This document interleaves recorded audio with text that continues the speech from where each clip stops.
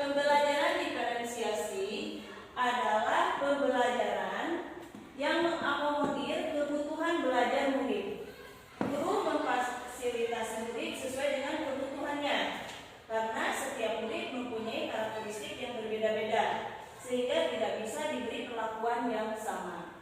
Kalau dulu kita sama saja, anak bodoh atau anak pintar atau anak yang bandel gitu ya. Tetapi sekarang ada berdiferensiasi. Berdiferensiasi ini terbagi beberapa konten.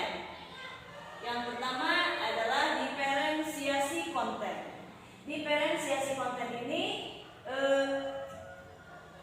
pembelajaran disesuaikan dengan kebutuhan murid. Itu baik dari materinya, metodenya, atau materinya seperti mau visual atau media pembelajaran biasa, atau alat peraganya.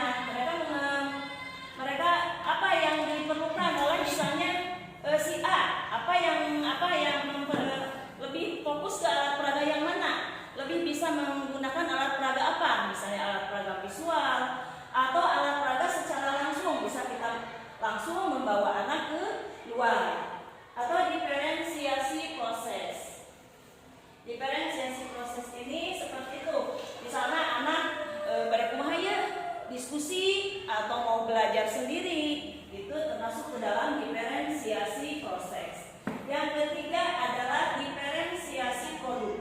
Diferensiasi produk ini cenderung kepada diferensiasi pembelajaran hasil belajar atau tesnya mau ketika proses berlangsung atau mau di akhir pelajaran atau awal pelajaran, itu termasuk ke dalam diferensiasi produk hasil dari belajar. Selanjutnya yang kedua kita akan membahas tentang disiplin positif. Dalam kata budaya disiplin dimaknai sesuatu yang dilakukan seorang pada orang lain untuk mendapatkan kepatuhan. Kita cenderung menghubungkan kata disiplin dengan ketidaknyamanan. Anak biasanya lamun disiplin teh merasa tersiksa ya. Tetapi sekarang malah disiplin positif ini merupakan salah satu cara penerapan disiplin yang bertujuan untuk menumbuhkan kesadaran serta memberdayakan anak untuk melakukan sesuatu tanpa sogokan, ancaman maupun hukuman. Kalau kita dulu misalnya budak anu mengerjakan PR, cicing diharap dari nol tentu, sedangkan teman-temannya mengerjakan atau belajar seperti biasa. Nah sekarang itu tidak boleh, itu karena merupakan disiplin dengan ketidaknyamanan. Atau anak yang malah kalau kita dulu anak yang berprestasi dikasih hadiah, dikasih cindera mata. Nah ini merupakan sogokan. Jadi nanti akan ada apa yang kurang bagus kepada anaknya. Yang selanjutnya, sebagai pendidik, tujuan kita ini bukan untuk menciptakan anak-anak yang memiliki disiplin diri sehingga mereka bisa berperilaku dengan mengacu pada nilai-nilai kebajikan universal dan memiliki motivasi implisif, bukan implisif. Jadi motivasinya dari diri sendiri, secara sadar sendiri gitu. Bukan karena takut, bukan karena ancaman atau bukan karena hadiah, tetapi mereka ini menumbuhkan rasa disiplin ini adalah dari dirinya sendiri.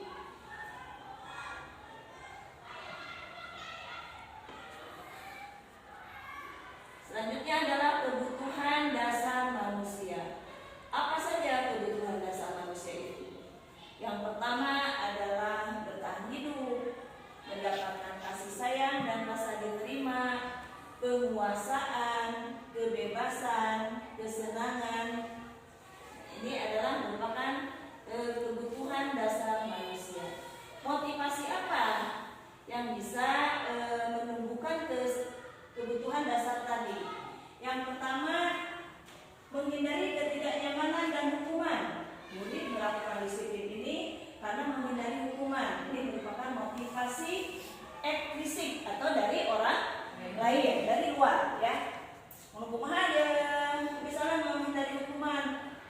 mengerjakan PR ini bukan karena kesadaran diri, tetapi karena dia takut mendapat hukuman dari gurunya. Itu merupakan motivasi ekstrinsik. Yang kedua, mendapatkan imbalan atau penghargaan dari orang lain. Seperti tadi saya sebutkan, misalnya nilai bagus akan mendapatkan hadiah dokumen, atau waktu kenaikan kelas dia mendapatkan ranking pertama, ranking kedua. Biasanya kita mengasih kado atau piala. Nah, itu merupakan hal yang tidak bagus. Kalau guru malah jadi motivasi anak gitu, bukan motivasi dari diri sendiri, tapi itu adalah motivasi dari luar. Tetapi yang paling bagus yang sekarang kita tumbuhkan kepada anak adalah menghargai nilai-nilai kebajikan diri sendiri. Murid melakukan disiplin diri ini karena ia sadar akan nilai kebajikan dirinya. Ini merupakan motivasi intrinsik. Seperti mengapa kita pakai helm? Lain karena takut ditilang polisi, tetapi kita memakai helm ini untuk menjaga diri sendiri. Di cilaka nanti kepala kita terbentur, akan mendapatkan hal yang fatal. Itu seperti itu. Jadi menumbuhkan kesadaran dari diri sendiri, bukan karena takut atau bukan karena dorongan dari orang lain. Itu merupakan motivasi perilaku manusia. Yang selanjutnya adalah konsep disiplin dengan identitas gagal. Disiplin gagal itu hukuman, yang seperti tadi, hukuman. Misalnya kesiangan kamu harus menghormat bendera atau kumaha, orang dulu suka begitu ya kepada anak gitu kan. Itu adalah merupakan dihukum anak itu kalau melakukan kesalahan dihukum. Itu bukan disiplin yang bagus, tapi merupakan disiplin dengan identitas gagal. Ini sifatnya menyakitkan, tidak nyaman, murid takut, memaksa murid menyembunyikan kesalahan. Jadi menyembunyikan kesalahan harus berkurang. Bagus oke, tetapi mungkin di luar mah dia berbuat seperti itu lagi, ya bukan sadar dari diri sendiri. Dan ini bisa menimbulkan murid menjadi rendah diri. Anak biasanya, apalagi misalnya teman-temannya sok di era gitu. Kamu tadi menghormat bendera, senang-senang salila-lila, itu akan menimbulkan rasa rendah diri. Atau dengan penghargaan. Dengan penghargaan ini sifatnya tidak efektif.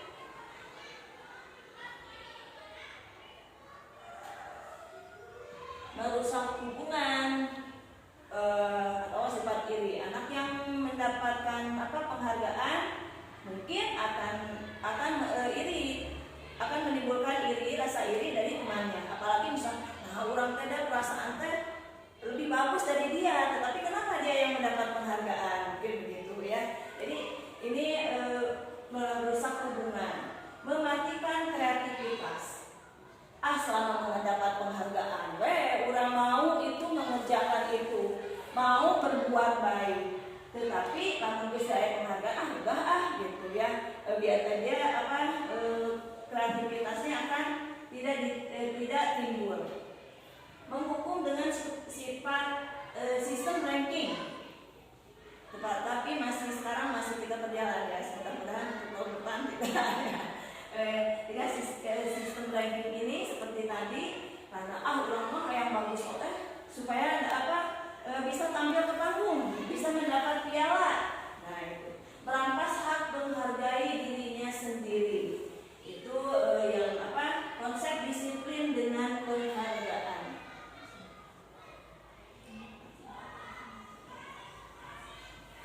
Selanjutnya konsep disiplin dengan identitas sukses. Kumaha dengan identitas sukses teh? Yang pertama adalah konsekuensi terhadap diri sendiri dan konsekuensi terhadap orang lain. Penguatan jangka pendek, perlu monitoring berkelanjutan, kurang fokus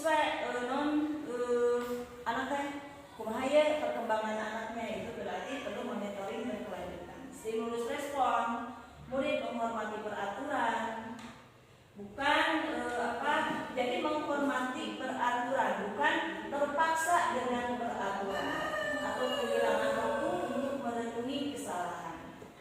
Yang kedua, yang bersifat restitusi. Murid bertanggung jawab untuk perilakunya, seperti kemarin saya pernah membuat video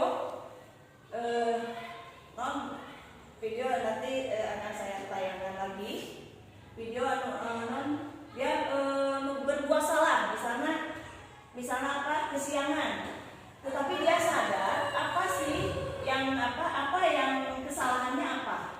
Fokus pada pemecahan masalah jangka panjang. Mungkin tadi saya sadar sendiri kesiangan akibatnya begini, dan pemecahan jangka panjang untuk jangka waktu yang panjang. Mungkin dia tidak akan mengulangi lagi.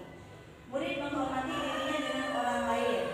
Teori kontrol, dirinya memegang kontrol, dan murid bersemangat memperbaiki kesalahan karena dia sadar sendiri dan bertanggung jawab atas perilakunya. Selanjutnya, konsep disiplin, pendekatan dengan cara pendekatan restitusi, sebuah cara menanamkan disiplin positif pada murid. Apa itu restitusi? Restitusi ini adalah proses menciptakan kondisi bagi murid untuk memperbaiki kesalahan dirinya sendiri mereka ya, sehingga mereka bisa kembali pada kelompok mereka dengan karakter yang lebih kuat. Ciri-ciri restitusi itu apa? Ciri-ciri restitusi bukan menebus kesalahan, namun belajar dari kesalahan. Misalnya mengerjakan kesiangan sehingga dia tidak mengerjakan PR, anak disuruh betul istirahat, dia menebus kesalahannya dengan cara mengerjakan PR, mengerjakan dulu yang tidak dikerjakan, padahal orang lain sudah keluar. Nah, ini adalah menebus kesalahan, tapi belajar dari kesalahannya, memperbaiki hubungan, tawaran bukan paksaan. Ada kumaha ya, misalnya lain kudu kamu harus begini, kamu harus minta maaf, tetapi sadar sendiri kamu tadi sudah berbuat salah. Sekarang apa yang akan kamu lakukan? Itu merupakan tawaran terhadap anak. Apa yang akan dilakukan untuk memperbaiki kesalahannya? Menuntun untuk melihat ke dalam dirinya sendiri, mencari kebutuhan dasar yang mendasari tindakan, dan fokus pada karakter bukan tindakan, menguatkan dan fokus pada solusi.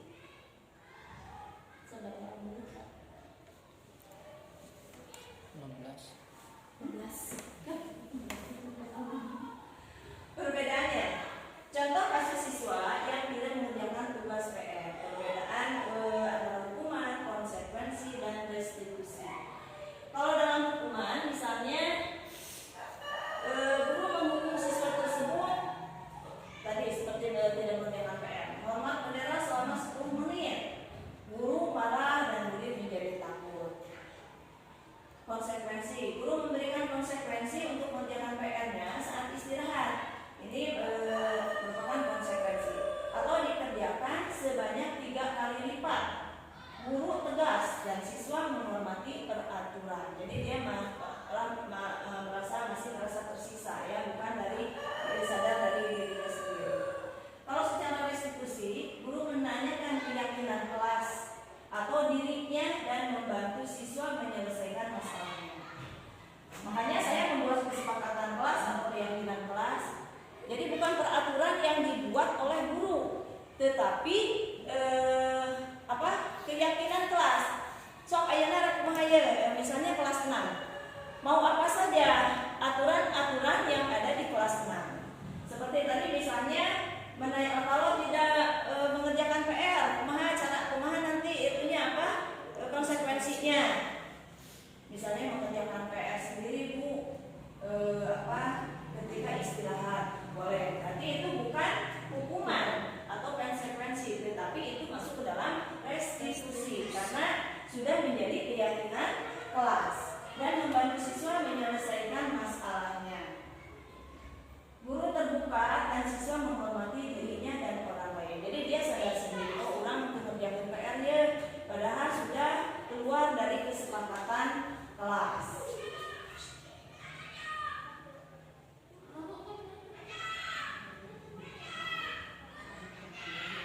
Ini 5 posisi kontrol restitusi. Yang pertama menghukum. Sudah tadi misalnya mengerjakan PR, menghormat bendera, atau kamu nggak boleh masuk kalau PR dulu dikerjakan dulu di luar, itu adalah menghukum. Membuat rasa bersalah.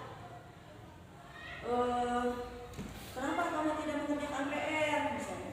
Kayak ibu nanti ibu dimarahin dong sama ibu kepala atau apa? Atau misalnya nanti ibu dimarahi disalahkan oleh orang tua kamu tidak bisa mendidik kamu. Itu membuat anak merasa bersalah. Teman, kerjakan dong misalnya. Kamu kan nanti dapat nilai bagus, itu juga bisa mendidik kamu. Nanti ibu tidak akan dimarahi oleh ibu kepala, pemantau. Terus yang budak teh kita kerjakan PR, kita pantau selagi dia sampai beres. Atau manajer tadi yaitu seperti posisinya seperti restitusi tadi, menyadari kesalahan dirinya sendiri. Kamu nilainya yang posisi kontrol yang bagus yang mana kira-kira ya? Menghukum, membuat rasa bersalah, teman, pemantau atau manajer? Membuat rasa bersalah. Ada yang lain? Membuat rasa bersalahnya. Aduh, kurang jangkut ke ibu. Ini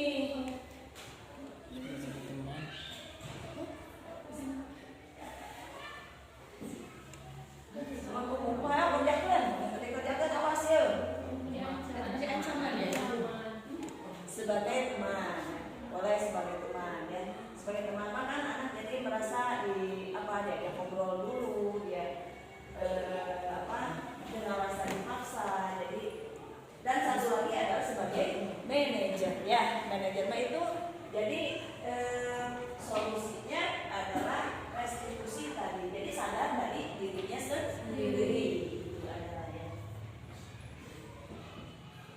Yang selanjutnya contoh penerapan 5 posisi kontrol. Penghukum tadi seperti tadi, patuhi aturan sekolah, lalu berdiri di depan barisan. Namun tidak mematuhi aturan sekolah, dia berdiri di depan. Membuat rasa bersalah. Jadi berapa kali guru harus memberitahu kamu kecewa sama kamu. Jadi anak teh merasa bersalah gitu. Itu kunaon orang teh begitu ya gitu. Nah, itu kurang bagus ya. Namun ini kasusnya siswa tidak memakai atribut lengkap dalam upacara bendera. Yang selanjutnya adalah teman. Kan teman jadi anak udah diajak ngobrol gitu ya, saling. Ayolah yang ngerti buat Pak Guru bangga. Kali ini tidak apa-apa kamu salah. Coba lain kali patuhi dong. Jadi itu mah enak seanak itu jadi udah dijaz atau menghukum. Tapi dia ngomong seperti teman. Yang selanjutnya adalah pemantau. Kamu sudah melanggar peraturan apa? Dan apa konsekuensinya? Kemudian anaknya ditanya, kamu sudah melanggar peraturan apa? Tidak memakai atribut lengkap Pak, misalnya. Apa konsekuensinya? Seperti tadi misalnya hukumannya berdiri di depan barisan. Itu adalah bukan contoh penerapan disiplin yang bagus. Yang satu lagi adalah sebagai manajer. Apakah kamu tahu kesalahanmu? Ya mungkin diingat-ingat namun kesalahannya, sadar sendiri apa kesalahan yang dibuatnya. Saya tidak memakai atribut lengkap Pak. Kira-kira bagaimana kamu akan memperbaiki kesalahan ini? Jadi dia mencari sendiri kesalahannya, menyadari sendiri kesalahannya dan mencari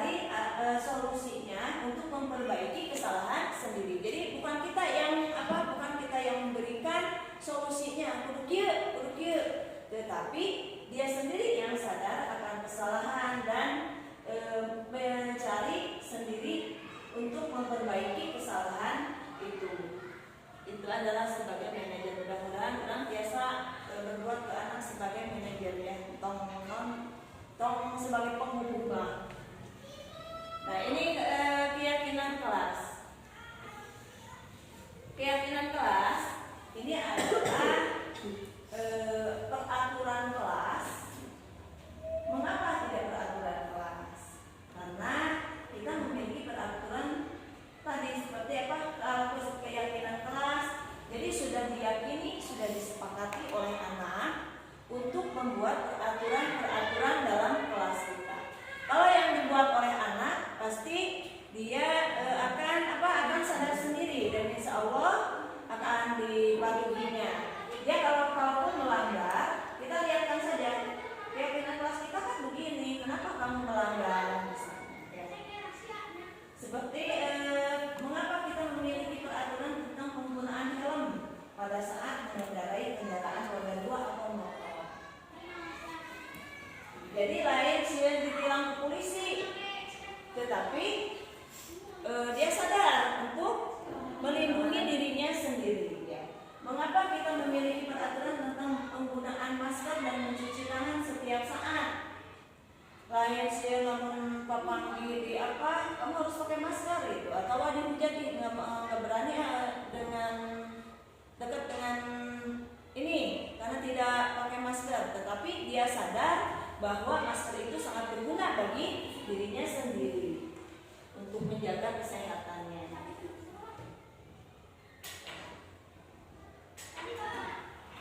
ini kegiatan saya pada waktu membuat keyakinan kelas.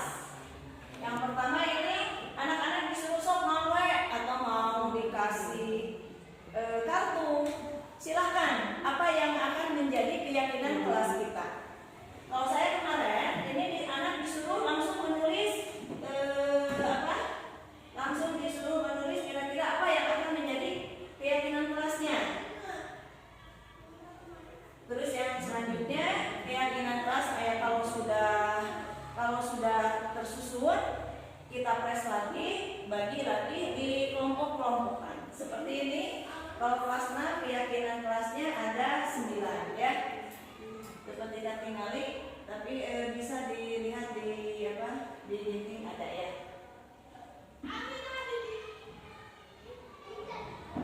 Bagaimana pembentukan keyakinan kelas?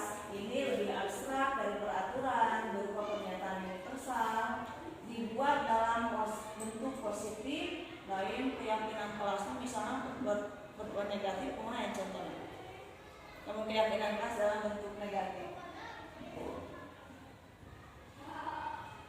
Ini dalam hal-hal yang bersifatnya berbentuk positif bukan negatif ya. Sedikit saja agar mudah diingat, makanya tadi sebetulnya keyakinan kelasnya sudah banyak, tetapi di kelas-kelas yang lagi ini masuk kemana sih? Ini masuk kemana? Jadi jangan terlalu banyak, tetapi menyangkut beberapa hal sesuai dengan kondisi kelas dan sekolah agar mudah diterapkan. Semua warga kelas atau sekolah dilibatkan saat membuat. Makanya anak-anak tadi semua sok eta sade anu bade kapayun. Asalnya saya ini ya, mau kartu, mau sistem kartu apa mau sistem tulis? Sistem tulis Bu, banyaknya sistem tulis. Ini nulis kapayun yang akan menjadi keyakinan kelas 6. Setelah itu disepakati bersama dia masuk ke anak mana, sehingga tidak membuli teman atau tidak meledek teman, berarti bisa membuli teman lah, asuh anak yang kelas keyakinan kelas 05 kalau tidak salah. Mentaati peraturan dan piket atau mengerjakan PR, itu sudah ada. Semua wali kelas sekolah dilibatkan saat membuat keyakinan kelas. Jadi dipimpin oleh guru, tetapi semua anak terlibat. Iya dong, masih pulang Bu, iya. Kelasnya tuh mulai semangat. Udah juga kemarin sampai ada 25 poin.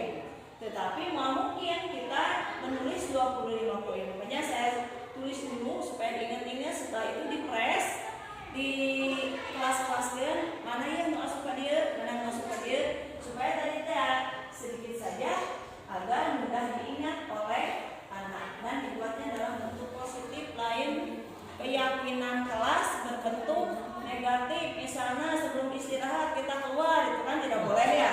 Keyakinan kelas yang positif.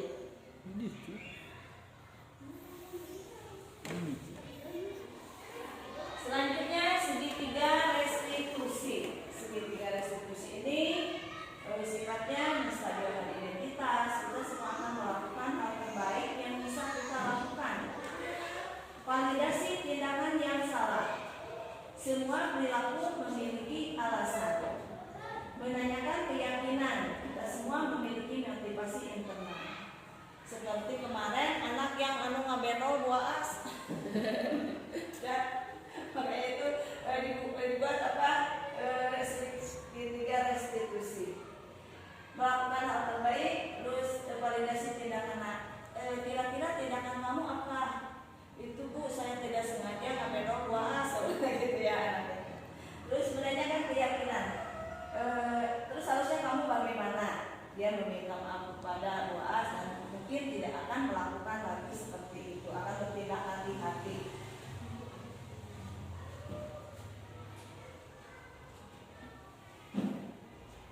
Nah, ini contoh penerapan segitiga restitusi.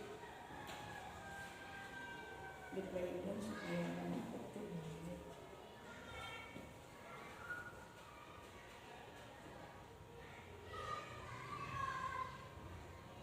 ada 2 kasus dalam segitiga restitusi ini.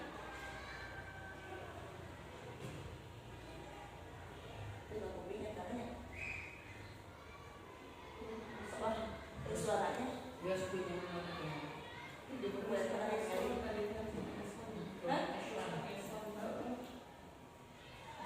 ini kasus anak ngabendol. Tidak sengaja, mungkin dia tidak sengaja ya ngabendolnya. Jadi dia sadar sendiri apa kesalahannya. Terus mencari sendiri bagaimana penyelesaiannya. Jadi bukan kita yang mengajukan.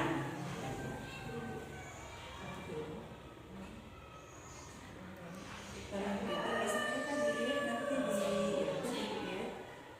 ditambahin deh. Dari press ya. Ya itu sampai beres. Terus diganti itu? Nanti beres ya. Oke lagi ya. Ini silangnya. Ini berapa menit kemarin? Berapa menit? Dia setengah jam. 40 menit baru beres. Baru sekarang 40 menit.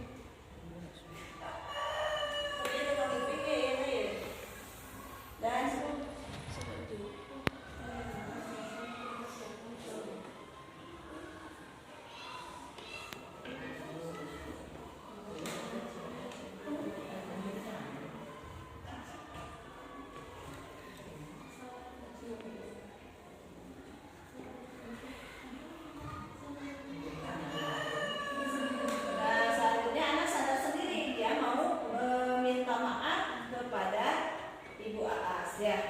Ibu Aas. Lagi puasa jadi duduk.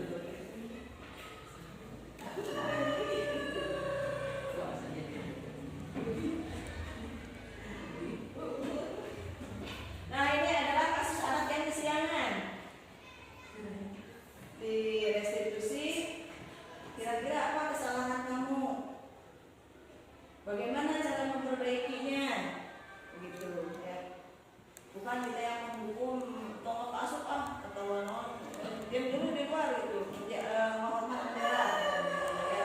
Tetapi kita tanya ke anak, kenapa kamu kesiangan? Apa solusinya? Terus apa kesalahan kamu? Gitu. Bagaimana cara memperbaikinya?